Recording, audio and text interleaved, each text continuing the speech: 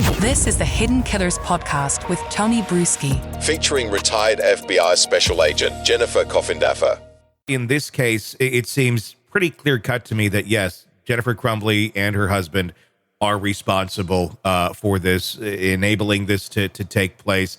I'm sure it's nothing they wished upon their child or to have happen, but I'm sorry, you provided a weapon for your 15-year-old child who seems to constantly have homicidal thoughts and demonstrates them to you and to others, yet you still kind of want to pretend that there's nothing going on here. So I can see where this, in my opinion, should end in a conviction. But that's not always the case in situations like this. And that's what I wonder about. What kind of precedent could this be setting that may not be the type of precedent that we necessarily want? Are we going to be examining every school shooting case, which we likely should, to see what sort of influences took place there? But how quick are we going to be to judge every parent then going forward as being responsible or as ignorant and just ridiculously, grossly irresponsible like the Crumbleys were, when in many cases, some parents just have no idea. And it's not for lack of trying or lack of care either.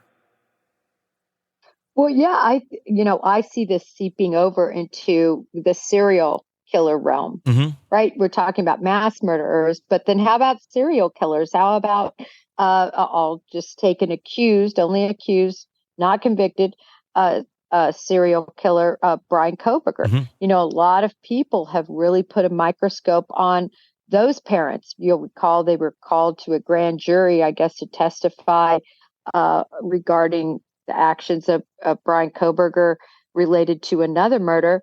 And they hired attorneys to say, listen, I'm not going in there to testify. And I bring this up because, even at this age where you have a grown individual and you have the parents still, to me, just not taking responsibility for, hey, listen, if you can't provide an alibi, just go in and tell the truth.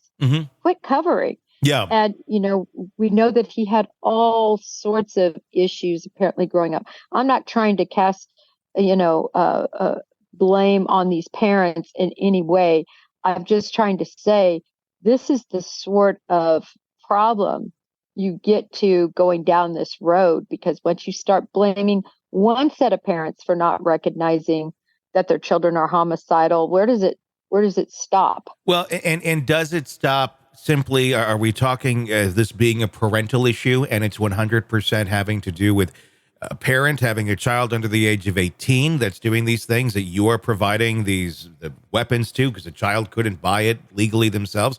Or are we going to go into territory which could be extremely slippery of other mass shooters? I mean, yes, we certainly have school mass shooters that are children, but every single day we have other mass shooters that are not children, people that walk into offices, people that take out people at concerts, people that do all sorts of horrible things that also have family that they live with, that family which may be very fearful of the monster that's in their home of saying anything for their own well-being and safety.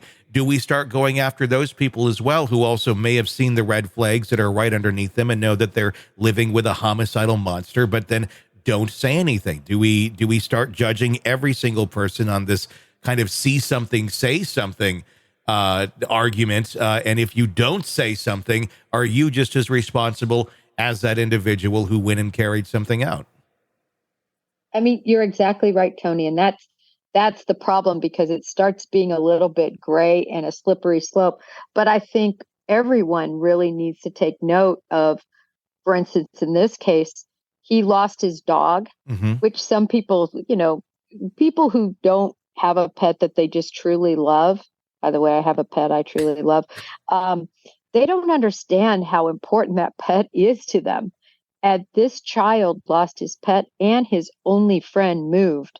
So those were two proximal events that I think really, really impacted, triggered, if you will, and pushed him into committing this atrocity. Right. So now you have parents that well know what's going on. They even talk about it in the text messaging. He's not handling this well. And so they knew that there were some triggering events, but they just couldn't put it all together. Yeah. So my only My only concern is, and I agree with you, Tony, they had these guns, or a gun, they bought for him, they took him to the range. They knew he had serious issues, and yet they bought him the gun. They didn't take him out of school when they were asked to take him out of school because they said, sorry, we've got work. Yeah. But for me, did they really get it? Yeah. That I don't know. I just don't think they did. Mm-hmm. But yet, without their actions, Tony, without their negligence, those 4 students would be alive. And I always like to keep focus on the people who lost their lives in this, not just the people that committed the crimes. Yeah, I mean, I completely agree. But it's also legislating ignorance to a certain extent.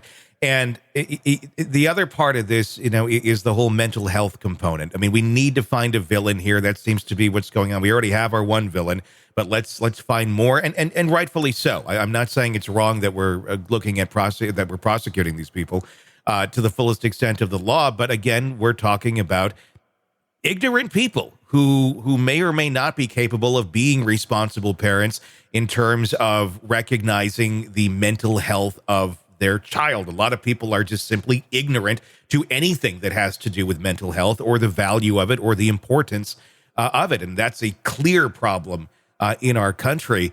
It's another moment where we seem to be almost kind of glossing over that part of it, where this case, we're not blaming the guns specifically. We're not blaming, we're going after the parents here in this round.